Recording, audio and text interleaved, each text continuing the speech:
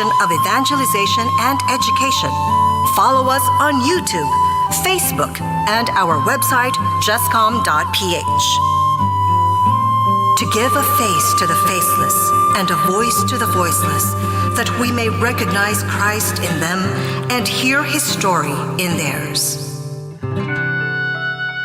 The Jesuit Hour. Get to know the Jesuits. Discover their spirituality, their history, their ministries. The Jesuit Hour. Anything Jesuit, everything Jesuit. The Jesuit Hour.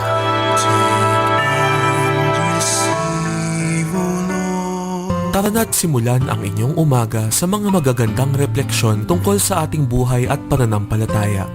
Kasama sina Father J. Boy Gonzales at Father Nono Alfonso ng Kapisanan ni Jesus, Binibining Risa Singson Kaupeng ng Feast Magazine, Father Fiel Pareha mula sa Archdiocese ng San Fernando, Pampanga, at Cardinal Luis Antonio Tagle. Dito sa Kapet Pandasal sa Radyo Katipunan 87.9 FM.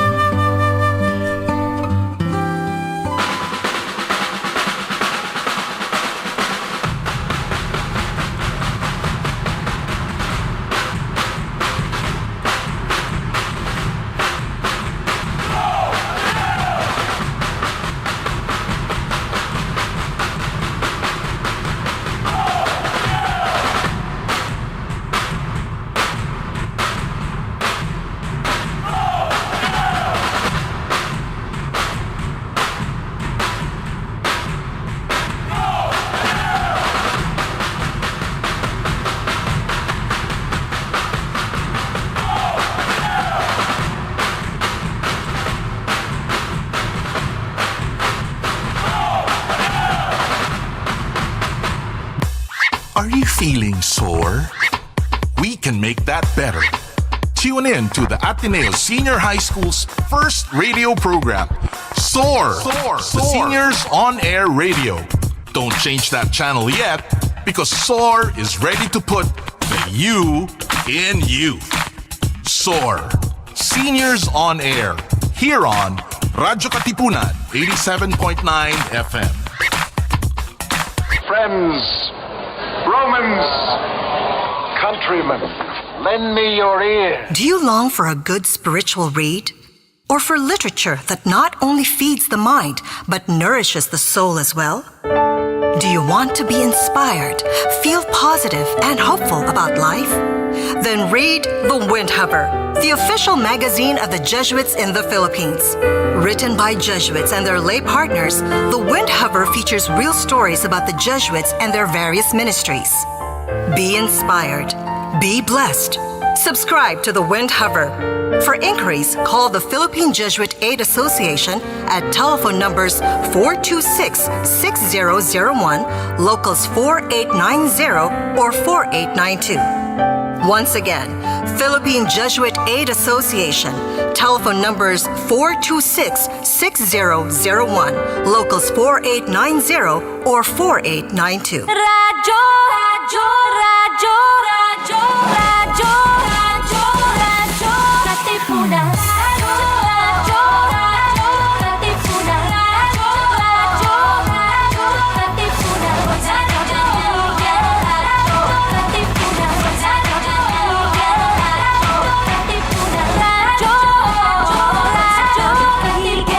Radyo, Katipunan. Rejoice, refresh, renew, and reflect.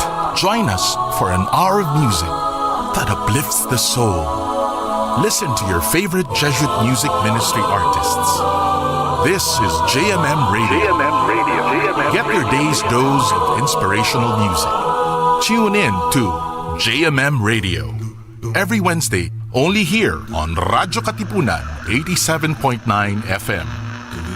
Palalimin ang kamalayan sa mga isyong napapanahon. Makisangkot at makiisa kasama ang simbahang lingkod ng bayan. Ang Socio-Political Apostolate ng Kapisanan ni Jesus. Ito ang Kwentuhang Bayan mula alas 11 ng umaga tuwing Biyernes dito lang sa Radyo Katipunan 87.9 FM. Dahil naniniwala kami na posible ang isang mas mabuting lipunan at maaari itong simulan sa isang kwentuhan. Oh! Halikino! Halikino! Halikino! Halikino! Ready? 1, 2! Halikino! Kinikina! Halikino! Kinikina! Yebo! Yebo! Acelera! Halikino! Kinikina! Halikino! Kinikina! Yebo! Yebo! Acelera! Halikino! Halikino! Halikino! Kinikina! Ra! Ra! Ra! Halikino! Halikino! Halikino! Kinikina! Ra! Ra! Ra! Hello mga Katipuneros. This is Father Ro Atilano SJ. Listen to our serving of stories that will inspire you and keep you going. Kaya tara na at nasapin ang masarap na timpla ng buhay. Welcome po kayo sa The Parable Cafe every Tuesdays at 3:30 p.m. only here on Radyo Katipunan 87.9 Bahala sa iyo, kaibigan ko. Mamangha sa lalim at ganda ng ating kultura at diwang makabayan sa mga salita at pahina sa tulong ng mga guro at manunulat ng panitikang Pilipino. Halina't tuklasin ang yaman ng ating panitikan, ang pamana ng ating lahi. Kasama si Binibining Andrea Trinidad, Ginoong Jethro Tenorio at Ginoong Yol Hamendang ng Kagawaran ng Filipino ng Pamantasang Ateneo de Manila. Ito ang Sari-Sari, ang Catholic Mass Media Awards Special Citation Awardee para sa pinakamagaling na palatuntunang pang-edukasyon sa radyo. Dito sa Radyo Katipunan, 87.9 FM. And there was another drive-by The fire we reported at the fire hall is still burning out of... Do you sometimes feel confused or lost in the complications and complexities of life? Do you feel drained, listless, or exhausted from the daily burdens and responsibilities? Why not seek our campus ministers on air every Tuesday from 2 to 3 in the afternoon? Listen to our counselors from the Loyola School's Campus Ministry Office as they ground our lives in our faith, in our school's spiritual tradition. Campus Ministers on Air. Be guided, be inspired, be blessed. Listen to our Campus Ministers on Air. If it's entertainment you crave, catch us on New Wave. Surfing through the latest on our shores. New Wave. Every Wednesday from 5 to 6 p.m. New Wave. See you there. Hey, ra, ra, ra. Tira, ra, ra. Ira, enra. Ira, ra, ra. Oh. Hey, ra, ra, ra. Tira, ra, ra. Ira, enra. Ira, ra, ra. Oh. Hey, ra, ra, ra. Tira, ra, ra. Tira, enra.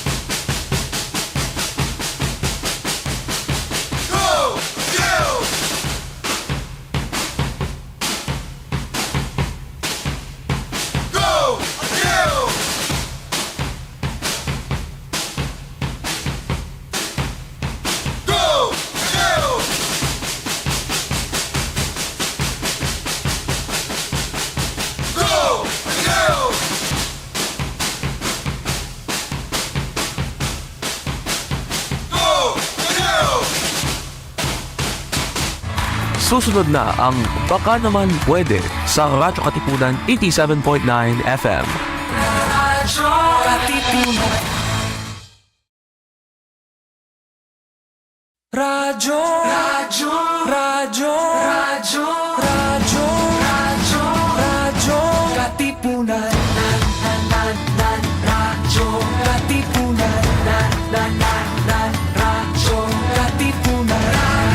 radyo, radyo, Katipunan. Radyo, radyo, radyo, Katipunan.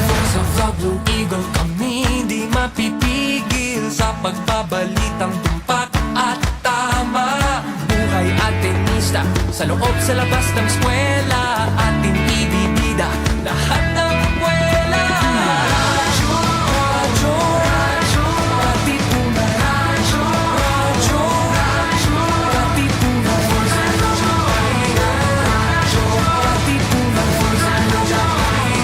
Radyo, Katipunan. Kawal ni Ignacio, Katipunero sugod, todo sa kayod, dunong at tulog. Lipat na Blue Eagle, kaning giting nagigil. Blue and white, one big fight. Radyo, radyo, radyo, Katipunan. Radyo, radyo, radyo, Katipunan. Radyo, Katipunan. Radyo, Katipunan. Radyo, radyo, radyo, Katipunan. Radyo, Katipunan. Baka naman pwede. Baka naman pwede? Baka naman pwede. Mga isyung napapanahon ating pag-usapan. Baka naman pwede. Gamit ang mga pananaw mula sa iba't ibang kalinangan. Baka naman pwede. Mula sa Institute of Philippine Culture, kami inyong samahan, tayo'y maghuntahan. Dito lang sa Baka naman pwede. Tuwing Huwebes, alas 3 ng hapon, dito lang sa Radyo Katipunan 87.9 FM. Okay, good afternoon everyone. You are now listening to Baka Naman Pwede, a program of the Institute of Philippine Culture and Radyo Katipunan that aims to examine contemporary issues using the lens of the social sciences. We also aim to talk about topics that we could revisit, pay attention to, and act upon. I am Leslie Lopez from the Ateneo Development Studies Program in the Institute of Philippine Culture, and I will be your host this afternoon. In the previous episode, we were joined by Mr. Ron Capinding, Doc Judy Ick, and Doc Missy Maramara to discuss the legacy of Doc Ricky Abad in the theater and arts community. According to Ron, Ricky was one of the pillars of Philippine theater. His contribution to the theater community was not just through acting and directing, but also in providing a deeper analysis of stage play materials in relation to social issues, politics, gender, among others. According to Judy, despite Ricky being very creative and open to possibilities, he still considers the meaning and implications of his directing choices and the elements included in the play. In addition, what Ricky did was not just to translate Shakespeare's work into Filipino, but also to produce plays that would be more sensible and meaningful for the Filipinos. Meanwhile, Doc Maramara, Missy remarked Ricky was able to use his hat as a sociologist to make his plays closer to Filipino sensibilities while using his plays to problematize social realities. For those who want to watch the previous episodes of Baka Naman Pwede, please visit the Facebook page of the Institute of Philippine Culture and Radyo Katipunan. This afternoon, in commemoration of Doc Ricky's contribution to social sciences and social research, we're lucky to be joined by Doc Mahar Mangahas of Social Weather Stations and Professor Mary Racelis of the Institute of Philippine Culture and the Ateneo Department of Sociology and Anthropology. Doc Ricky Abad served as a senior fellow of the Social Weather Stations of social weather stations, a board member of the Philippine Social Science Council, a president of the Philippine Sociological Society, and Professor Emeritus of the Ateneo Department of Sociology and Anthropology, aside from being active in the world of theater. To those who are watching us on Facebook, feel free to join us in our conversation. Just type your comments and question in the Q&A, and we'll try to read them at the end of our conversation this afternoon. Okay, so let me introduce our esteemed guest.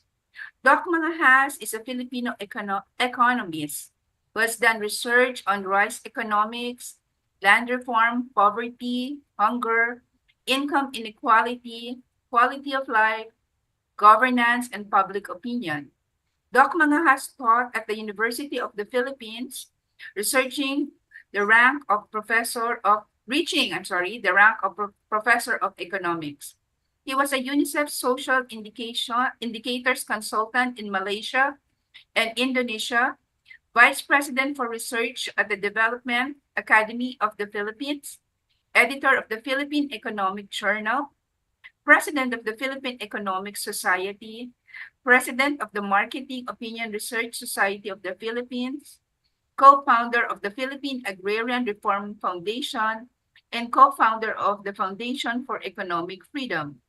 In 1985, he co-founded and since then has headed Social Weather Stations, the Philippines' leading institute in quality of life monitoring, opinion polling, and survey archiving.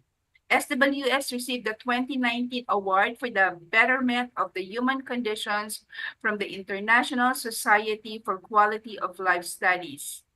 To our listeners, let us all please welcome Doc Mangahas by giving him a virtual round of applause. Welcome po sa Baka Naman Pwede, Doc. Salamat. And joining Doc Mangahas this afternoon is Prof. Mary Racelis, is a research scientist and former director of the Institute of Philippine Culture. She also serves as a senior professorial lecturer at the Ateneo Department of Sociology and Anthropology and the UP Department of Anthro.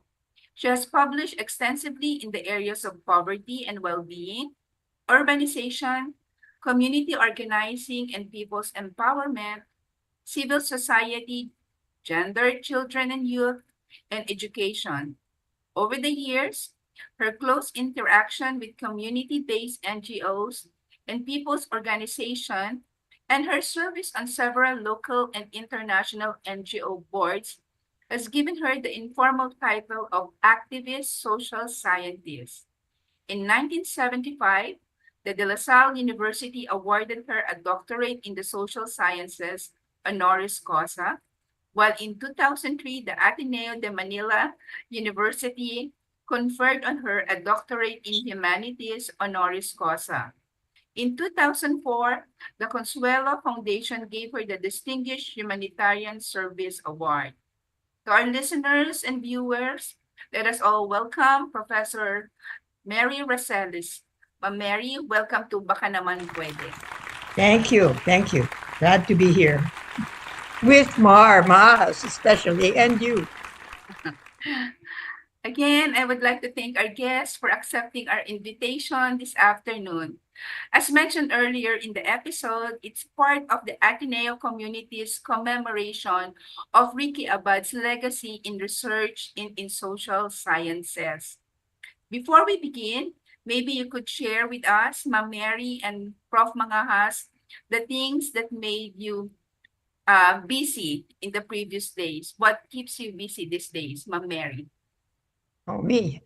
Well, for once I'm not teaching this semester, that except for now finalizing my UP grades, which are due tomorrow, I'm now trying to see what is my plan for the next this coming semester that I'm not teaching, so that I can really focus on a lot of backlog writing.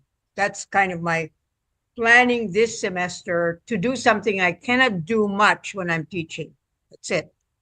I can fully relate. We love writing, but we can only write during in between our teaching responsibilities.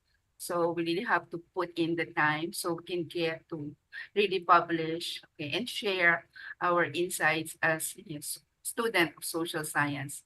Doc Mangahas, Prof. Mangahas, would you like to share with our viewers what's keeping you busy these days? Well, I don't head SWS anymore. The new president for 2.5 years already is Linda Guerrero. I'm chair emeritus. That's like an honorable piece of furniture. Well, I have my weekly column in the Inquirer every Saturday, so I have to keep on doing that. I use that to disseminate what our stuff is.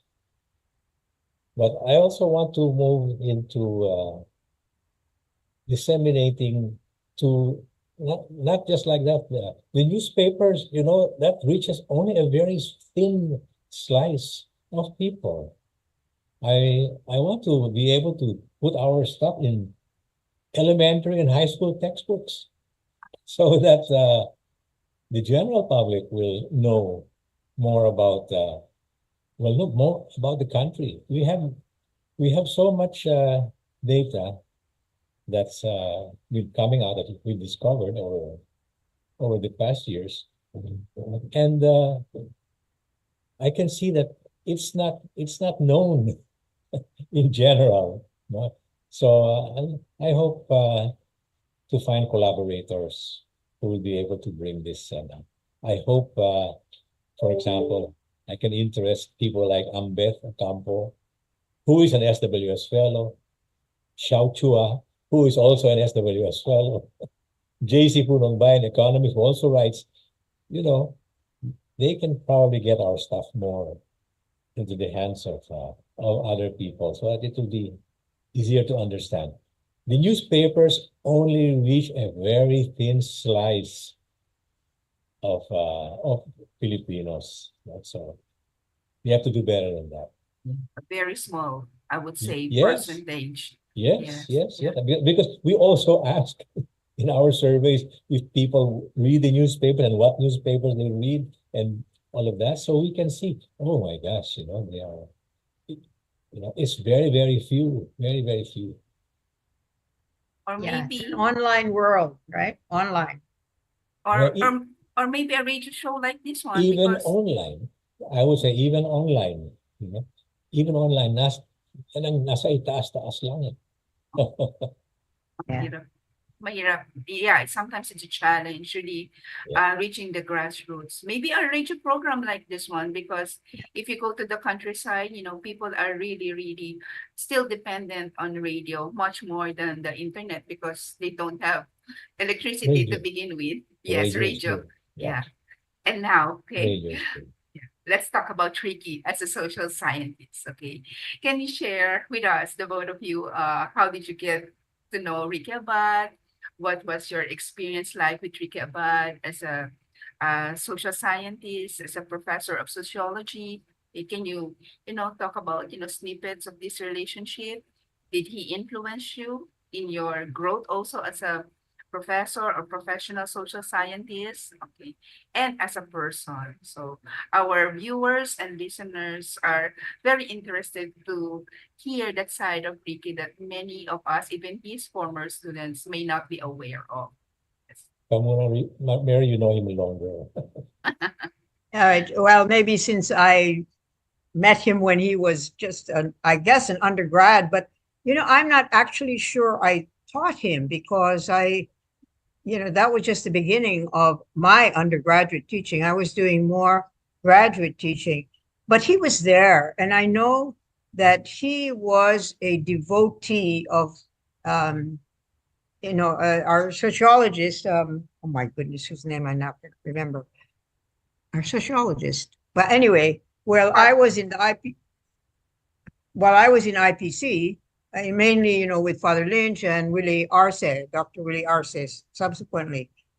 But I guess so. I remember where I remember Ricky very distinctly was many years later, because he then, he went to Fordham for a pretty long time.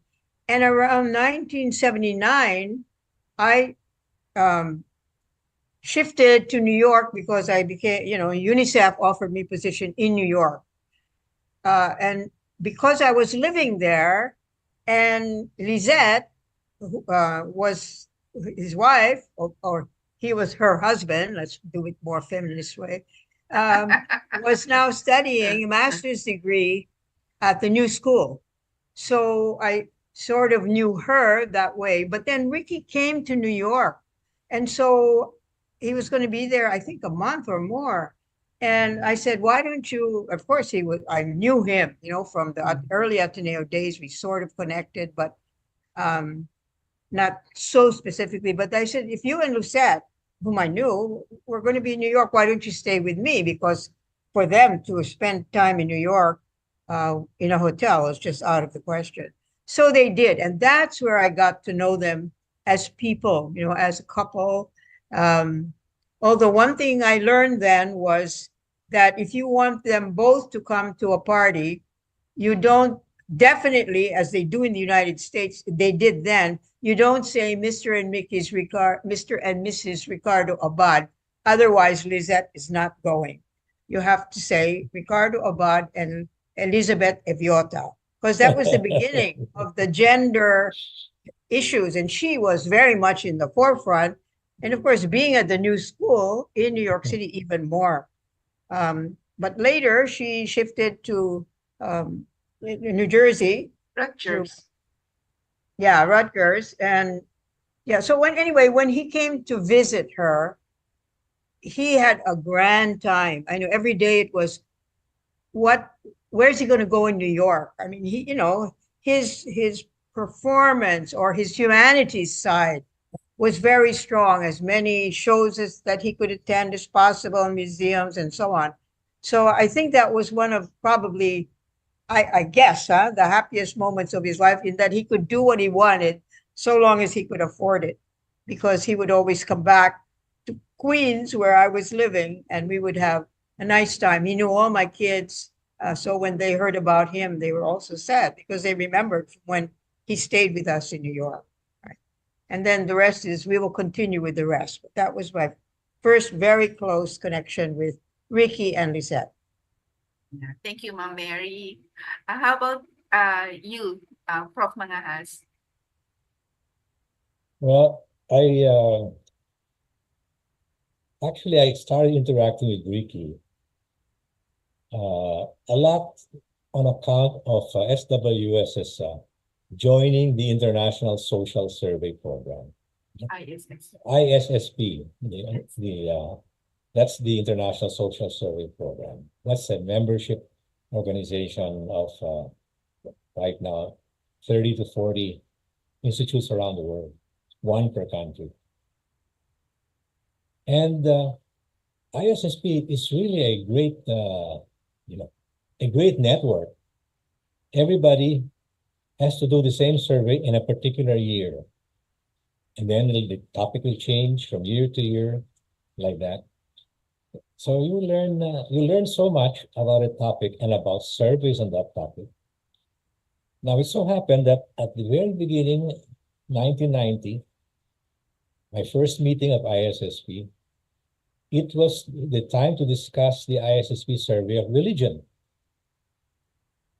So I didn't even know there were surveys of religion at that time. That was a lot of fun. And upon dealing with that, and then we got the survey done and came back.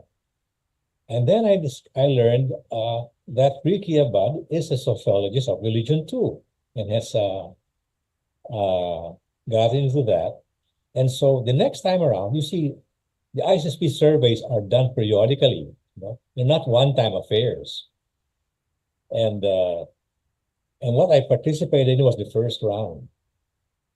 Now, in the next few years, then we started having this, reports, analysis of what we discovered from the first round, and of course, we already had Ricky with us and he had analyzed these survey results, and we brought him along in subsequent meetings where we lobbied for part two, part two of the religion surveys, because we wanted to be on the drafting group.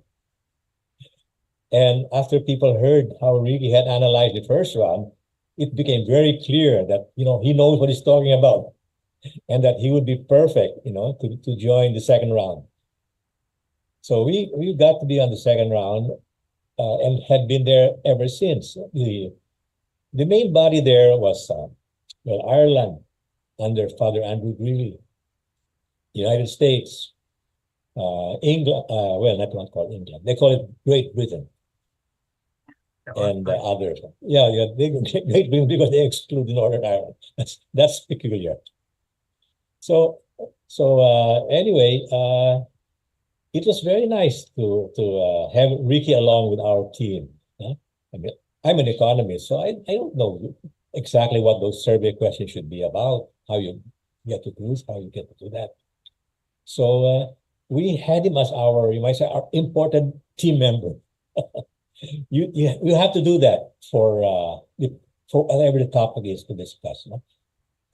The others also do that. I mean, they all import somebody good in the subject matter. Like we imported Pepe Abueva to be with us when the topic was going to be governance, because we were lobbying for citizenship, and that was great. So we got Ricky over there, and got Ricky to join our organization, because we are a membership organization. The voting members of SWS are social scientists like Mary. In fact, I think Mary was even before Ricky. Mary and Ricky. And Ricky, we did so many things with him. He even became one of our board members. And he recommended one of his best students to us, who is Jay Sandoval. Jay. And Jay has now risen through the ranks. He's now the vice president of SWS, and probably he's the future of SWS. So in effect, Ricky has transplanted something of himself to SWS. We're so happy about that. But he's been a lot of fun. See Ricky, because we periodically have been doing these religion surveys. We've gotten to bring him along on these foreign trips. I wrote about it in one of my columns, how he came along to Germany, to Cologne, when our meeting was there. And he had his eyes open for what was showing in town, so we got to see the Rocky Horror Show over there. And my two teenage kids were along. So they probably would never get to see that if they were. That would never get shown in Manila. It's too it's too what? There's a term for that. Would probably get banned, But he's nice fun to be with. Understands what we are doing, and he knows all the statistics. I mean, about it. He didn't get turned off by the high-powered stuff that the other guys were doing. So he was an asset. And everybody was saying, "Where is Ricky? He's not with you." Again, as we went from topic to topic to topic. Because our topics, one year is environment, another year is governance, another year it's family life, and so forth and so forth. So we go from topic to topic, and we've learned so much from ISSP. At one time, I was afraid, Mary, that Ateneo would want to join ISSP. So I'm so happy that you got ahead of Ateneo. Yeah, maybe Ricky would have been in charge in that case. Yeah, that's right. That's right. So Ricky is really a very good statistician. He was actually my professor in graduate level statistics. So my fondness and my love for statistics is actually brought about because he made it fun. It was not like you're learning something that is up there, something esoteric, but he always inject it with humor every day. We had lectures in class. So my next question is, if you're going to talk about Ricky as a person, what would you consider as his biggest impact on you as another person? What would be his greatest impact on you as a person? That is, we'll talk about later as a social scientist, but as a person, how did he impact you, your person also, as you know, through your encounters and engagements with him? Yeah, anyone can. Let's start. Yeah, well, I think I really got to know him much more as a social scientist and therefore as a person, social scientist, when I was in IPC by the 70s, because then he had come back. And we really valued his knowledge in population studies. As he mentioned, somewhere in something he wrote, that I think Father Doherty, that was our sociologist who really influenced him a lot and encouraged him, and really, I think at one point said, enough of, you're great in drama and plays, Ricky, but it's time to get an advanced degree in sociology. That's where you're strong. And off he went to Fordham. And it was there that he discovered the whole field of population studies and migrations, which is related to that. And that became an area that he really went into in some detail, especially including internal migration. I think the external, he had probably data from SWS, but in the process, he also looked at the internal migration, which was not particularly popular at the time. But since family planning was a major issue in those years, his awareness and what Mahar is saying, his knowledge, his social science knowledge and of society really made an impact on the kind of population studies we were doing, which were very statistically significant. That had to be the case. That was a sine qua non, had to be. But for him, it was a tool to explain more. And I think that was also his own personality, that he was never satisfied with just, what was there, but what's the bigger meaning of it? Where does it relate to the world, to society? And we see that in his later life, how he made that shift. But even in social sciences, he always tried to kind of break the frontiers here and there, into new areas which people were not too familiar with, but where he would bring that nice combination of qualitative and quantitative, in a kind of a transformed way that was interesting. That I think I remember very much from Ricky. Yeah. And the sense of humor, the illustration that he uses in class, it really made statistics very fun for us. But so much about me. How about Doc Mangahas? What would you consider his biggest impact on you?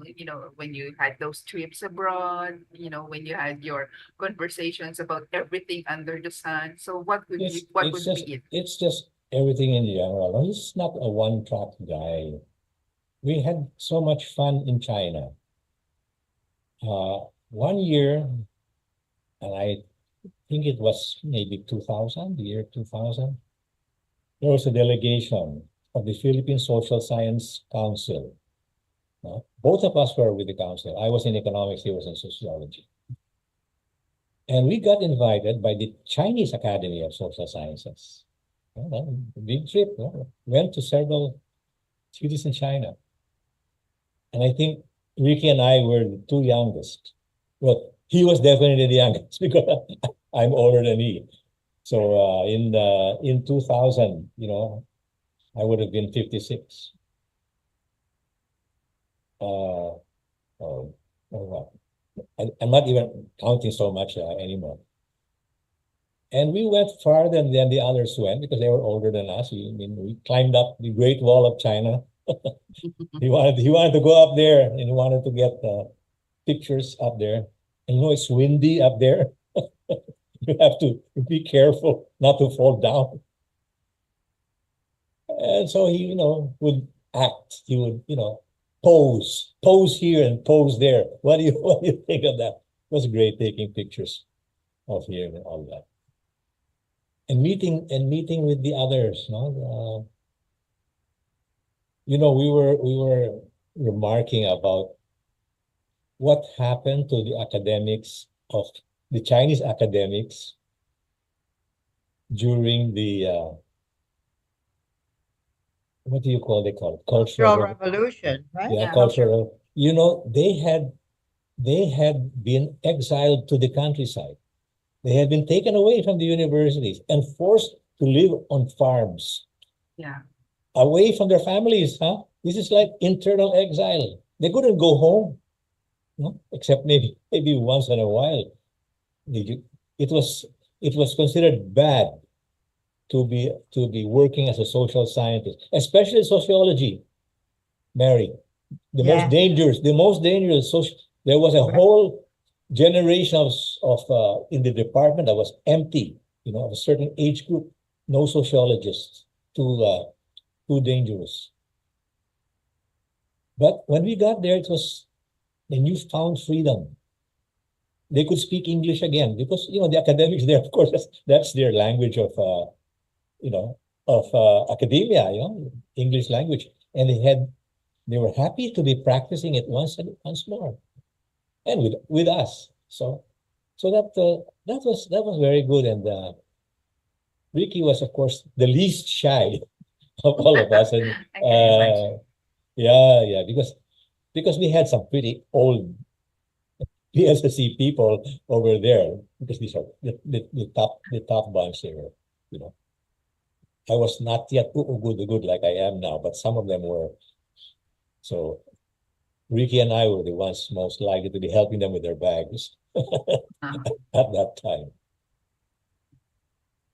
It's different now. Always nice to have Ricky along. But you mentioned, sir, that Ricky did a lot of analysis on ISSP, and I think also later on, the World Values Survey. And I think, because I remember him using some of this data in class. So how would you, remember him as a sociologist? What do you think are his biggest contribution, his mark as a sociologist in Philippine society? What would be it? Ask Mary, not me. No, because I'm Kalat. I can't say in particular, I'm Kalat. But I liked his joining us in our family planning research, for example. That was pretty good. But in the last 20 years or so, he had not been working on our survey that much. I'm glad he has left us with a legacy with Jail. We now have another sociology of religion. Yes. And that he has been the advisor of Quen. Yeah. There's another one over there. So that the studies on religion will keep on going. Because the religion research, to my mind, is one of the most interesting parts of our SWS data. We've learned so much about us Filipinos by seeing how different we are from from the foreigners when it comes to religion. We're more religious, we're more spiritual than foreigners are. Right? We wouldn't have known that. Yeah, you were saying as a sociologist, one thing which I appreciate, because that fits in with my view of what sociology and social sciences should do, is be skeptical of statements that people make, sweeping generalizations, take them to task, hold them accountable. What's the source of that? He wrote a wonderful article on that. You have to look behind that. The role of a sociologist is to doubt, right? To be skeptical, not to say people are wrong, but to challenge them to say, what is the source of your saying that? And respect them if they can justify, the basis of evidence and good analysis. That's the way, go along with that. But always be skeptical. Don't take things for granted. Don't let people generalize without challenging, in those circumstances. And since I now, very much in the whole notion of engaged social science, that you connect with people and see it from frameworks from their point of view. And often their views are really very different from what government or the private sector thinks they are like or should be. So Ricky was one of the early ones, I mean, among our sociological crew, who made a point of saying, you have to be skeptical. That is your role. Always challenge. I don't know whether you would say, he became sort of an activist in the sense of teaming up with people to move forward, but just to raise these issues among sociologists that it's not enough just to do research and so on, but to question different streams of data so that you can get closer to reality and maybe challenge those in power who usually have the advantage in promoting their own set of understandings. So there, I think Ricky made very significant contributions to a whole range of students. And of course, that even goes into his theater, that you have to challenge standard interpretations, look at it other ways, because reality is really very complex. Yeah. So, for example, in all the social, issues that we're encountering now, and the way that you knew Ricky from way back, how do you think he would react to all these things that we're encountering now, that we have this charter change and we have from the more global, the West Philippine Sea, and now we have this more micro issue in Ateneo about sustainability. How do you see Ricky reacting? Because this would lead us to the next question about his legacy as a social scientist. Ma'am Mary or Professor Mangahas. Well, maybe I can just let me start and then Mark can go. I think he would probably write a play or take a Shakespeare play or some very important play and transform it, like he did Romeo and Juliet, like he did The Merchant of Venice, but translate it in the message, let's say for the internet, the AI, I bet you he would get into something very playful that would dramatize what does AI mean today, because that's what he was always in that forefront. How do you translate what people know, but into something which is more creative that forces people to think about it from many points of view? So he would always do it through the theater arts. I'm sure, if he was still teaching, he would be bringing it up in class. That's what you do if you're a teacher of sociology. But the fact that he could transform it into more compelling ways in which a larger public could understand the issues because he transformed them in understandable ways, that's really important. Thank you. I think the theater is a more lasting contribution to the future generation. Talk to them, give your ideas that way. You can't. There's no defense against humor, against drama. He'll be more remembered for those things. Yeah. I have one question because Professor Mangahas, you're talking about religion as a starting point of your encounters and your engagements with TT. But nowadays, we're also having all sorts of problems and social issues that's very much connected, current events, news, headlines, mostly negative, that is very much connected with, not necessarily mainstream religion, but still religion anyway. So if you are conversing with Ricky right now, how do you think he would explain, the SMNI issues, the issues about cult, for example, in Mindanao? So, can you share with us on how he would probably explain these things in a very general sense? I don't know what to get. He would, of course, he would be independent. He would be very much questioning and all of that, and he would find a way to say it. I'd say dramatically. With the theatrics. Yeah, that's what he would do. He's fun, He's fun to discourse with.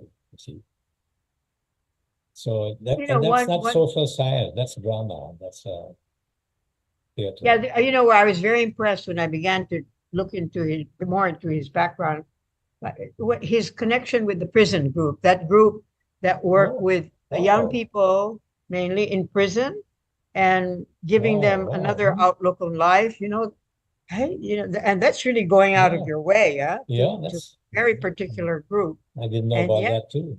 Wow. yeah. So they're, you know, always the unorthodox, Yeah. changing the unorthodox into something mainstream, even though maybe not in the larger context, but became an acceptable part of, you know, society, legitimate in the drama sector. So in that sense, because he was also they were always connected to social issues, injustice, you know, oppression, fear, violence, and those are all very sociological, but expressed in such a way that non-academics could not only comprehend it, but feel it. And feeling is where he transformed social science. Yeah. But you know, that's not just Ricky. To me, that's very Ateneo. That's more that kind of feeling is stronger on that side of Katipunan than on my side of Katipunan. I've always been a UP guy. You know, I lived in UP campus since I was 5 years old, 4 years old. But you know, when I see what Father Nebres, you know, Dusty and Father Bernie and all of that, because I'm half Ateneo, you know? I'm up to high school in Ateneo, then I'm UP. I think that that talagang acting out on what you believe is even stronger in Ateneo than in UP. Is that so? Yeah, I think so. I think so. You know, with Ricky, everything is an encounter, right? So I just want to show you that to recognize Ricky, I wore my encounter shirt, which, if you can read backwards, is land rights are Yes, human right. I can read it. Yeah, it comes out great. So that's in honor of Ricky, to show that you always have to be on the edge of making something happen, which is from injustice to justice. Takes forever and never is completed, but you keep going and you keep going. In some way, you make a dent. That's Ricky. Oh, you guys are like that. Franklin's was like that, you know. Yeah. You're fun. You're fun. If it were not for Ateneo, I wouldn't have gotten into the actual doing of survey research on the ground.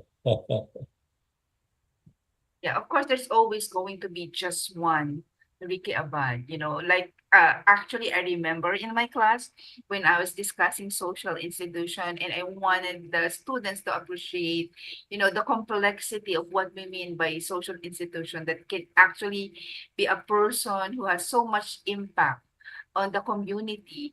I always use Ricky Abad as a sample of an institution within Ateneo, which leads me now to my next question, because there's only going to be one Ricky Abad. His capacity, you know, to navigate the theater and the social sciences seamlessly and to make it interesting, accessible to all his students, you know, his generosity and all that. So, as academics who have done so much work yourselves in social sciences, what would be some of your suggestions so that we're not cloning Ricky Abad, but you know, how can we actually create, you know, or you know, maintain the legacy that Ricky Abad made in the discipline and social science, sociology, as well as in the theater?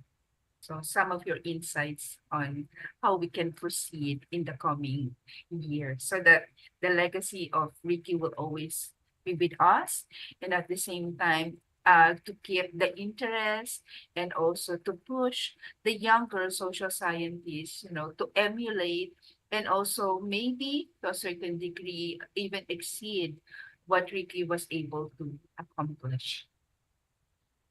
Okay, let me start by saying, if you ask Ricky that question, he would probably say, do not emulate me. In other words, he wouldn't want another younger generation of Ricky Abads who would be able to transform themselves between sociology and the theater, let's say. No, he would say you have to find your own breakthroughs, right? The creativity has to be yours. So what I would say, well, because I have a very special bias, more academics need, I think, to be closely connected with grassroots groups, whether it's urban poor, whether it's migrants, whether it's rural, disadvantaged groups or small farmers, fisher folk, whatever, to be part of their lives, just to be there to listen, to learn, and bring that understanding into their classroom and vice versa. Help people, if they're interested, think through, get data if they need it because they're pushing for something they want from the local authority to pay attention to them. Help them, that connection, I think, is really crucial, especially for academics. And Ricky was an academic, that's the context. But that you transform yourself into the listener for change. We're so used to teaching, to telling, to facilitating, that we sometimes forget that there's another whole bunch of knowledge that people control or prefer, which we're not privy to unless we actually listen and spend time with them.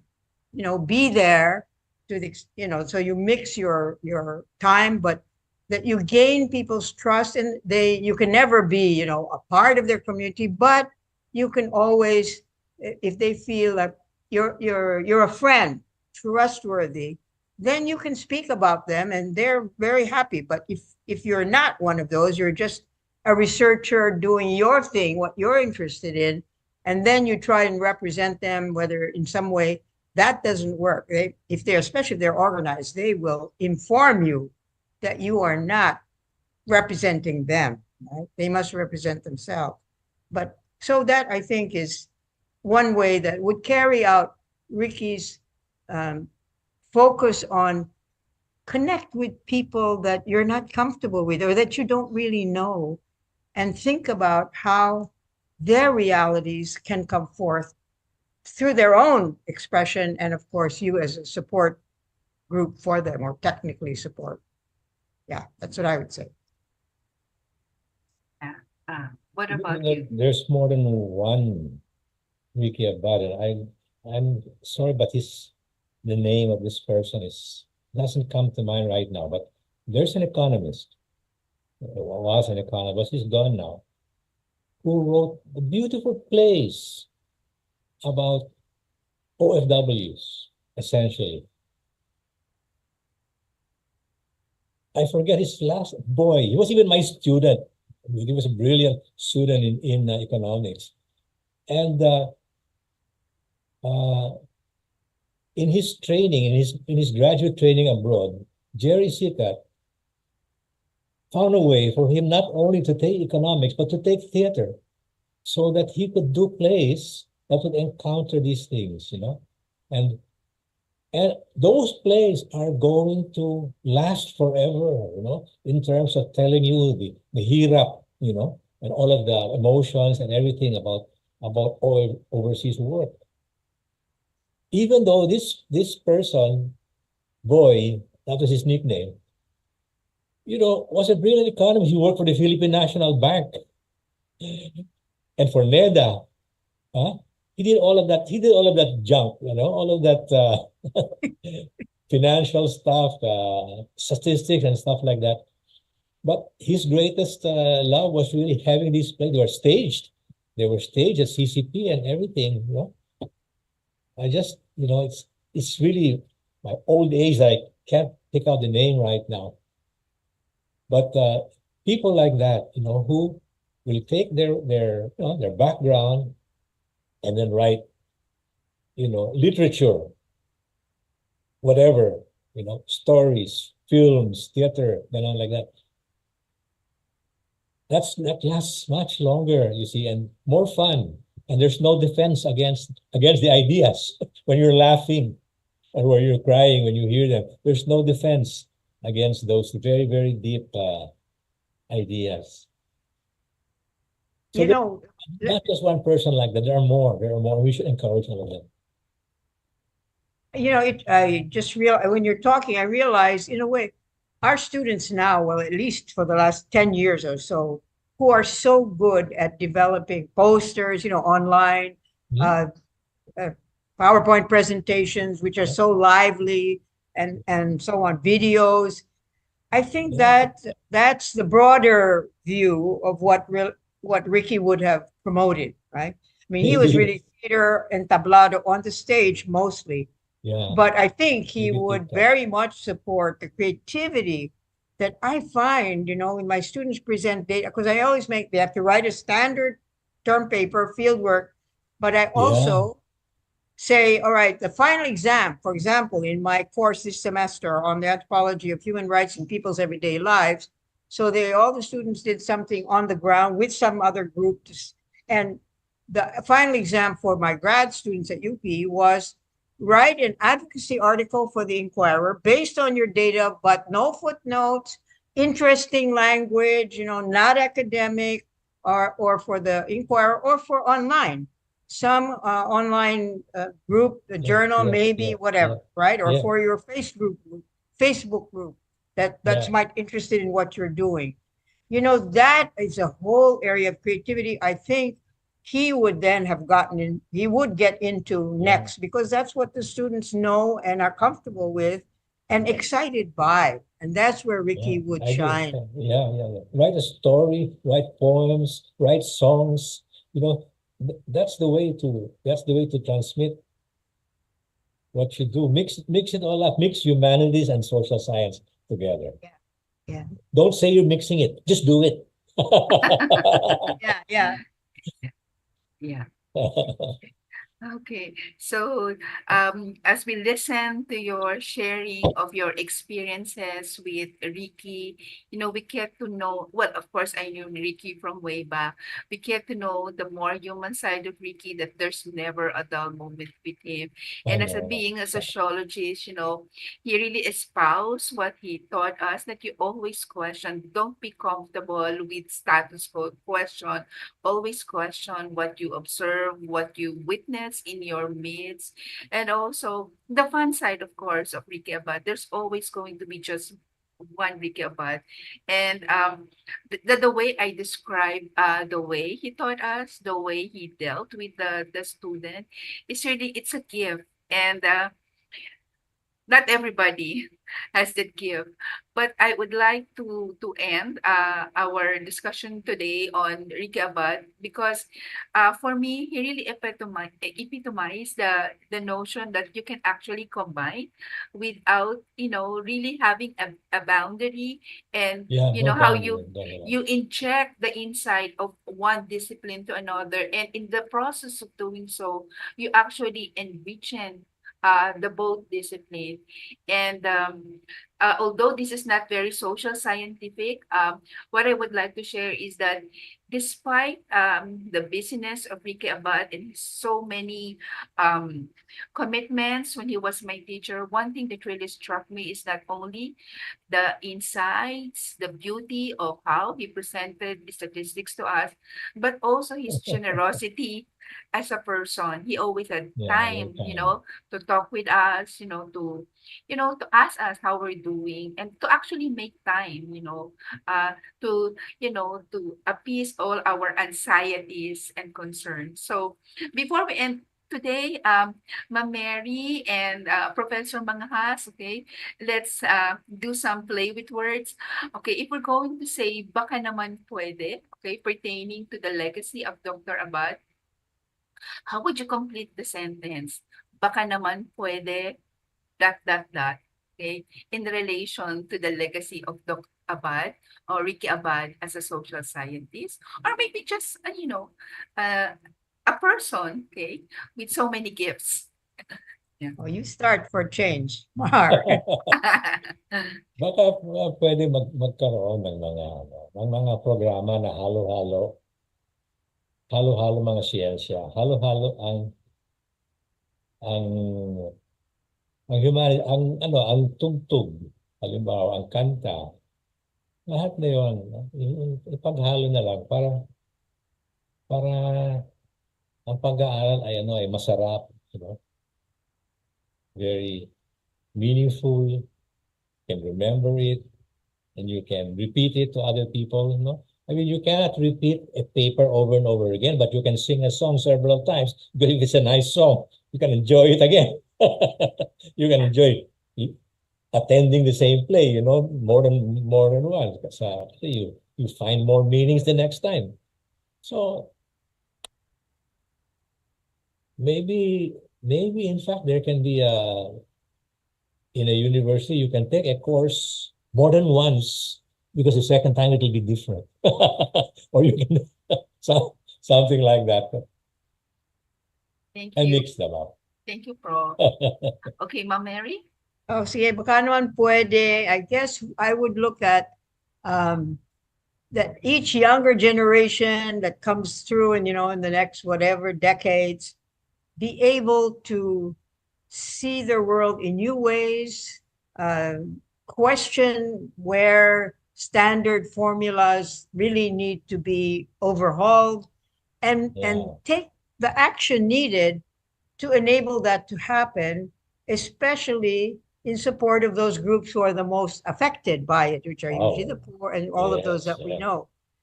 And so making that connection, I think that's really Ricky, that he made the connections with groups that normally wouldn't think of it this way, but because he, and now hopefully, baka naman pwede, this evolving generations will also take these moments to help transform the society with a particular attention to those who have the least in society.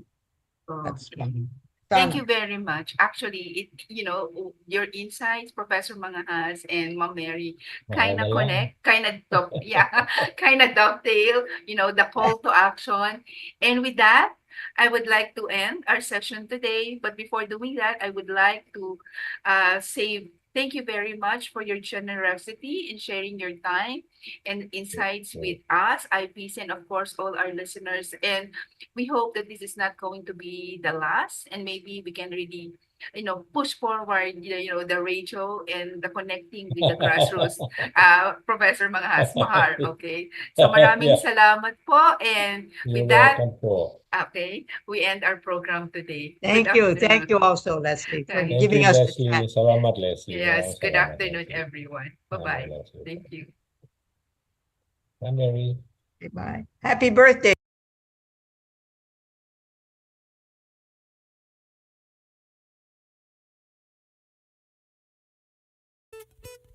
Baka naman pwede. Baka naman pwede? Baka naman pwede. Mga isyung napapanahon, ating pag-usapan. Baka naman pwede. Gamit ang mga pananaw mula sa iba't ibang kalinangan. Baka naman pwede! Mula sa Institute of Philippine Culture, kami inyong samahan, tayo'y maghuntahan. Dito lang sa Baka naman pwede. Tuwing Huwebes, alas 3 ng hapon, dito lang sa Radyo Katipunan, 87.9 FM. 3 o'clock prayer. You died